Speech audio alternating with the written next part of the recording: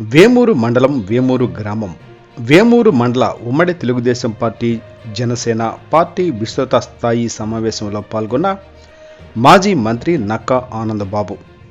వేమూరు మండలం ఉమ్మడి Telugu Desam party Janasena party సర్వసభ్య సమావేశం వేమూరులోని ఎన్టీఆర్ పురవేదిక వద్ద జరిగింది. రాబోయే 40 రోజులు చాలా ముఖ్యమైనవి. తెలుగుదేశం పార్టీ జనసేన పార్టీ ఉమ్మడి ప్రభుత్వం ఏర్పడే గెలుపు దిశగా మనం అందరం సంసిద్ధులం అవ్వాలని చెబుతూ నాయకులకు కార్యకర్తలకు దిశానిర్దేశం చేశారు. ఈ కార్యక్రమంలో వేమూరు నియోజకవర్గం జనసేన పార్టీ సమన్వయకర్త ఓసా రాజేష్, తెలుగుదేశం పార్టీ జనసేన పార్టీ నాయకులు కార్యకర్తలు అనుబంధ సంఘాల నాయకులు క్లస్టర్ బూత్ యూనిట్ ఇన్ఛార్జీలు పాల్గొన్నారు. జనసేన పార్టీ ప్రస్థానం మొదలై 2014 ముందు 10 ఏళ్ళైంది. వాళ్ళు ఇంకా అధికారానికి రాలా. కాబట్టి అధికారంలో ఉన్నావా లేదా అనేది కాదు, ప్రజల కోసం నిలబడుతున్నావా లేదా అనేది.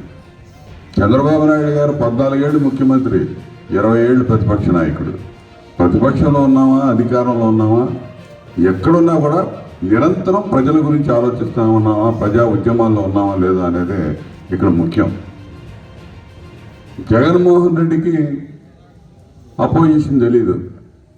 వాళ్ళ నాన్నదారు అతనికి అదృష్టంలా కలిసి వచ్చింది. మన కర్మ ఒక సైకో 29 రాష్ట్రాలుంటే ఇటువంటి మానసిక వైకల్యం ఉన్న ముఖ్యమంత్రి భారతదేశంలో ఎక్కడా లేడు. అటువంటి సైకో ప్రజల దౌర్భాగ్యం ఆంధ్రప్రదేశ్ రాష్ట్రానికి ముఖ్యమంత్రి అవటం. అతను ఏ రోజు ప్రజల కోసం పోరాటం చేసినాడు కాదు. మీరు బాగా గమనించండి. అతను వాళ్ళ నాన్న చనిపోయినాక ముఖ్యమంత్రి పదవి ఇవ్వలేదని అడ్డం తిరిగి నానా యాగి చేసి కాంగ్రెస్ పార్టీ నుంచి బయటకు వచ్చి పార్టీ పెట్టాడు అంతే. అంతమించి అతనికి ఏమీ లేదు కదా. పదవి కోసం వెంపర్లాడదు తప్ప ఏమీ లేదు. అతను వాళ్ళ నాన్న చనిపోయాడు కాబట్టి అతనికి ఇవ్వాలి. అది జాతీయ పార్టీ, కాంగ్రెస్ పార్టీ. వీళ్ళ బాబు సొత్తు అది. వాళ్ళ నాన్న ఆస్తి ఆయనకు రావడానికి. కాంగ్రెస్ పార్టీ జాతీయ పార్టీ రకరకాలుగా ఉంటాయి. ఆయన చనిపోతే ఎవరికో ఇచ్చారు సీనియర్ లీడర్కి. మన వేమూరాన్ని ఇచ్చారు ముఖ్యమంత్రి. అసలు ఆయన బతకనే ఇలా. వ్యవసాయ గారిని అయితే ఒక్కరోజు కూడా ప్రశాంతంగా నిద్రపోయారు కదా ఆయన. ఉన్న 9 నెలలు 10 నెలలు ముఖ్యమంత్రిగా ఉన్నాడు. అసలు నిద్రపోయారు కదా. భయపడిపోయి ఆయనంతటా ఆయనే నాకు వద్దన్నాడు. సోనియా గాంధీ దగ్గరికి పోయి నాకు వద్దమ్మ, నాకు తీసేయి ముఖ్యమంత్రి పదవి అని చెప్పి, నిజం ఇది యథార్థం, నాకు వద్దని చెప్పి ఆమెను బ్రతిలాడితే ఆమెను పక్కన పెట్టి పెద్ద ఆయన పడలేకపోతున్నాడు అని చెప్పి కిరణ్ కుమార్ రెడ్డిని తీసుకొచ్చి అంత వేధింపులు గురి చేశాడు. ఏం త్యాగాలు చేశాడు, ఏం చేశాడని అతను ముఖ్యమంత్రి పదవి ఇవ్వాలి అనేది వాళ్ళ ఉద్దేశం, వాళ్ళ హైకమాండ్. దానికి నానా యాగి చేసి ఈ రాష్ట్ర విభజనకి ఆర్టికల్ 3 ఉపయోగించి చేసుకోండి అని చెప్పి లేఖ ఇవ్వటం. రాష్ట్ర విభజన జరిగింది. అప్పటి వరకు ప్రజల కోసం ఏ ఉద్యమం చేయాల. ప్రజలు గమనించారు, రాష్ట్ర విభజన జరిగింది, కష్టాలు ఉన్నాయి, ఇబ్బందులు ఉన్నాయి. ఇటువంటి పరిస్థితుల్లో అప్పటికే 43,000 కోట్లు అడ్డగోలుగా దోపిడీ చేసి వాళ్ళ తండ్రి అధికారాన్ని అడ్డం పెట్టుకొని జైల్లో ఉండిచ్చినటువంటి ఇటువంటి ఆర్థిక ఉగ్రవాదికి అధికారం అప్పచెప్తే లాభం లేదని చెప్పి ప్రజలు గమనించారు. 2014లో విడిపోయిన రాష్ట్రం చంద్రబాబు నాయుడు గారు లాంటి గురించి ఆలోచించేవాడు, ఆర్థికపరమైన అంశాలతో ముడిపడి ఉన్న అంశం ఖచ్చితంగా ఇటువంటి మేధావి కావాలని చెప్పి ఆ రోజు ప్రజలు నమ్మారు. ఆ రోజు బీజేపీ మనతో కలిసింది. జనసేన పార్టీ అప్పుడే పురుడు పోసుకుంది. పవన్ కళ్యాణ్ గారు కూడా ఇదే మాట చెప్పాడు, ఇవాళ ఉన్న పరిస్థితుల్లో అనుభవజ్ఞుడు కావాలి, నేను ఎలక్షన్లో పోటీ చేసే సమయం కూడా లేదు, కాబట్టి చంద్రబాబు నాయుడు గారికి రాష్ట్రంలో నేను మద్దతు ఇస్తా ఉన్నాను, పార్టీ పెట్టని చెప్పి చెప్పాడు. ఆ రోజు ఆయన అధికారంలోకి వచ్చాం. నాకు తెలుసు చంద్రబాబు నాయుడు గారి పరిపాలన 1995 నుంచి 2004 దాకా ఏ విధంగా చేశాడో చూసాం. మళ్ళా అపోజిషన్ 10 ఏళ్ళు చూసాం. మళ్ళీ అధికారంలోకి 2014 నుంచి 19 వరకు అద్భుతమైన పరిపాలన ఇచ్చాడు చంద్రబాబు నాయుడు గారు. గతంలో చేయనటువంటి పరిపాలన ఆయన. అంత కష్టాల్లో కూడా రాష్ట్రం అన్ని ఇబ్బందులున్నా ఇబ్బందులన్నీ అధిగమించి 2 రకాలుగా అభివృద్ధి, సంక్షేమం 2 కూడా ఏది తగ్గకుండా. మీరే చూడండి, మీ గ్రామాలకు మీరు, మన నియోజకవర్గంలో ఎవరి గ్రామం వాళ్ళు ఆలోచన చేయండి ఎంత అభివృద్ధి చేశామనేది. అసలు అభివృద్ధికి ఏ విధంగా నిధులు తీసుకొచ్చామో తలుచుకుంటేనే ఆశ్చర్యం వస్తుంది. ఆ విధంగా తీసుకొచ్చాము నిధులు. రోడ్లు కానీ అన్ని రకాల అభివృద్ధి చేశాం మనం నియోజకవర్గం. అదేవిధంగా రాష్ట్రం అంతా అభివృద్ధి పదాలు ముందుకెళ్ళింది. వెల్ఫేర్ స్కీమ్స్, సంక్షేమ కార్యక్రమాలు వివిధ శాఖలు ఇవాళ చెప్పిన నవరత్నాలు కాదు 118 కార్యక్రమాలు జరిగింది చంద్రబాబు నాయుడు గారి హయాంలో. చెప్పడానికి కూడా మనం కూడా నోరు తిరగదు.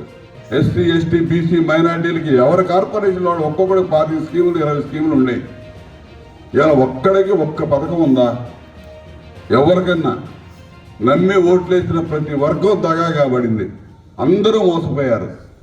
ఎవడు మాట్లాడటానికి రోడ్డెక్కి మాట్లాడి ప్రశ్నించే ధైర్యం చేసే పరిస్థితి లేకుండా భయభ్రాంతి. ప్రజలు ఎన్నుకునే ప్రజాప్రతినిధి 5 సంవత్సరాలు సేవలు అందించాలి. ఎవరన్నా కానీ ఎక్కడ పోయాడు? మనం ఎన్నుకున్న ప్రజాప్రతినిధి 5 ఏళ్ళు లేడు కదా, 4.5 సంవత్సరాలకి అయిపోయింది పదవి. ట్రాన్స్ఫర్లు ఉన్నాయా రాజకీయాల్లో ప్రజాప్రతినిధులకి? ఇక్కడికి వచ్చినవాడు ఎక్కడి నుంచి వచ్చాడు? ప్రజాప్రతినిధి. నువ్వు ఆడ 10 ఏళ్ళ నుంచి ఇన్ఛార్జిగా ఉన్నాడు. అక్కడ బనికిరాడు ఎన్నికల్లో నిలబడటానికి తీసుకొచ్చాడు, పడేశారు. ఇక్కడ మంత్రి ఎమ్మెల్యే చేసి మంత్రి ఇచ్చారు. నేను 10 మీటర్లు వేస్తే నువ్వు 100 మీటర్లు అయ్యి రోడ్లు లేదు, నేను ఒక పని చేస్తే నువ్వు 4 పనులు చేయి, అభివృద్ధి పోటీ పడి ఇక్కడే చెప్పు వేదికల మీద. ఎంపీ చెడు పారిపోయాడు. ఇది వాళ్ళ ఓటమిని వాళ్ళు ఒప్పుకున్నారు. 100% జగన్మోహన్ రెడ్డి ఒప్పుకున్నాడు వాళ్ళ ఓటమిని. నిన్న చూడండి, రాత్రి వచ్చిన లిస్టు. అభ్యర్థులు దొరకట్లేదు వీళ్ళకి. ఖచ్చితంగా అభ్యర్థులు దొరకట్లేదు వీళ్ళకి. ఒంగోలు ఎంపీ అభ్యర్థిగా చెవిరెడ్డి భాస్కర్ రెడ్డి అని అతను తీసుకొచ్చి పెట్టాడు. గుంటూరు ఎంపీగా ఉమ్మారెడ్డి వెంకటరమణని 15 రోజుల క్రితం అనౌన్స్ చేశాడు. ఉమ్మారెడ్డి వెంకటేశ్వర గారి అబ్బాయిని. ఆయన నా వల్ల కాదు బాబు అని చెప్పి చుట్టూ ఇక్కడే ఉన్నాడు. నా వల్ల కాదు, నేను నిలబడి అని చెప్పాడు. ఏం చేయాలో అర్థం కాని పరిస్థితుల్లో ఎమ్మెల్యే ఖాళీ కూర్చోబెడితే బాగోదని చెప్పి ఆయన అల్లుడికి నువ్వే ఎంపీగా పోవాయని చెప్పి ఏదో మాట్లాడుకొని పెట్టారు, డమ్మీగా పెట్టారు. పొన్నూరుకి అభ్యర్థి దొరక్క ఎవరినో అంబటి రాంబాబు తమ్ముడిని తీసుకొచ్చి ఇక్కడ పెట్టారు అభ్యర్థిగా. అదేవిధంగా కనిగిరిలో ఒక ఎమ్మెల్యేని తీసేశారు, మధుసూదన్ అనే అతన్ని ఖాళీగా పెట్టేశాడు. కందుకూరులో ఒక ఆవిడికి టికెట్ ఇచ్చారు, ఒక మహిళకి 15 రోజుల క్రితం ఎమ్మెల్యే టికెట్. ఆమె పోయి దండం పెట్టి నాకు వద్దు నీ టికెట్ అని చెప్పి ఆమె వదిలేస్తే ఈ కనిగిరి నుంచి తీసి పక్కన పెట్టిన తీసుకొని నువ్వు కందుకూరు పొమ్మన్నారు. నీకు ఎందుకు చెప్తా ఉన్నానంటే అభ్యర్థులు లేరు, నిజంగా దొరకట్లే వీళ్ళకి అభ్యర్థులు. పారిపోతా ఉన్నారు, పిలుస్తూ ఉంటే రా పోటీ చేయ, ఎంపీగా చేయ, ఎమ్మెల్యేగా చేయంట. ఇటువంటి పరిస్థితి ఉంది ఆ పార్టీలో. నేను మిమ్మల్ని ఏదో చెప్పడానికి కాదు, ఇది యథార్థం నేను చెప్తుంది. కానీ ఏదో చెప్తా ఉన్నాడు ఇందాక విజయబాబు గారు చెప్పినట్టు మేకపోతు గాంభీర్యం సిద్ధం సిద్ధం సిద్ధం అని రెచ్చగొడతా ఉన్నట్టు. ఏమి సిద్ధం? నీ ఫోన్లో సిద్ధం? దేనికి సిద్ధం? ఏడున్నవాడిని ఏడో పెట్టపోయావా? ఇక్కడ గెలిచే ప్రజల్లో గెలిచాడు, మంచిదే. 2 సార్లు నా మీద ఓడిపోయాడు, 3ఓసారి గెలిచాడు, 4ఓసారి నేను పోటీ చేస్తున్నా కదా. ఓడినే గెలిచినా ఇక్కడే ఉన్నా, మీతోటే ఉంటా, మీతోటే చేస్తాను నేను. నువ్వు ఎక్కడే పోయావు? రావాలి కదా. 3ఓసారి గెలిచిన 4ఓసారి నిలబడి మరి నాతో పాటు. మా నాయకుడు నన్ను ఇక్కడే నిలబడమన్నాడు, నేను ఇక్కడే తెలుసుకుంటా ప్రజాక్షేత్రంలో. మేము వదిలిపెట్టి పోను నేను. ఎక్కడి నుంచో తీసుకొచ్చి ఆ కొండ 10 ఏళ్ళు ఉన్నాడు, ఆ టికెట్ అక్కడ ఇవ్వండి, ఏడ తీసుకొచ్చి ఎందుకు ఇచ్చారు? ఆడ పెట్టి గెలిపించాలి కదా. ప్రజలకు ఇప్పటిదాకా అధికార పార్టీలు ఇన్ఛార్జిగా ఆడ పనిచేసి ఉంటే అక్కడ గెలిపించాలిగా ప్రజలు. ఆడ పనికిరారు వీళ్ళు. అందుకని తెలియని కాడికి వెళ్తే ఏదన్నా చెల్లుతారేమో, చిరిగిన పనికిరాని కానీ అక్కడే చెల్లిద్ది అనుకుంటున్నారు. ఇక్కడ చెల్లని ఇంకో చోట కాసు చెల్లిద్ది అన్నట్టుగా వీళ్ళ వ్యవహారం ఉంది. ఇదే విధంగా దాదాపు ఒక 30-40 సీట్లు అటు ఇటు ట్రాన్స్ఫర్ చేసి కూర్చున్నాడు. కొంతమందిని ఎత్తేసారు, ఏదేదో చేస్తా ఉన్నాడు. తెలుగుదేశం పార్టీ గేట్లు ఎత్తితే మొత్తం పొలవమంటూ వచ్చేసినట్టున్నారు. ఈలేకపోతున్నాం మనం టికెట్లు కూడా.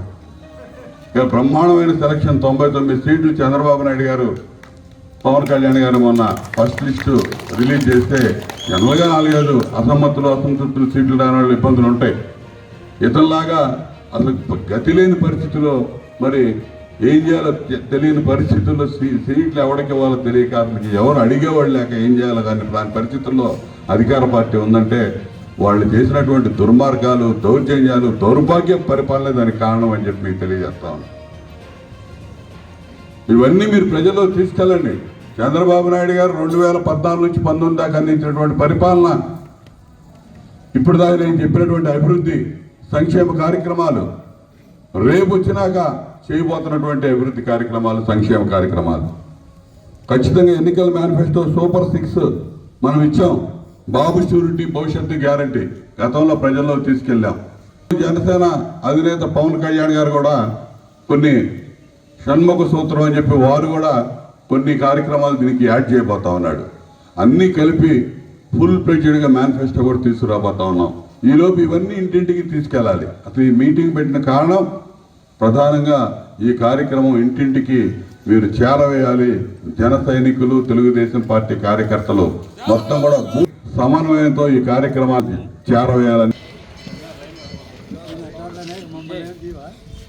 తెలుగుదేశం జనసేన నాయకులు మరియు కార్యకర్తల యొక్క ఆత్మీయ సమావేశానికి మోసా రాజేష్ గారికి హృదయపూర్వక ధన్యవాదాలు. రావు గారికి, ఉపాధ్యక్షులు దాసరి శ్రీనివాసరావు గారికి మరియు ఇరు పార్టీల వాదాలు తెలియజేసుకుంటున్నాం.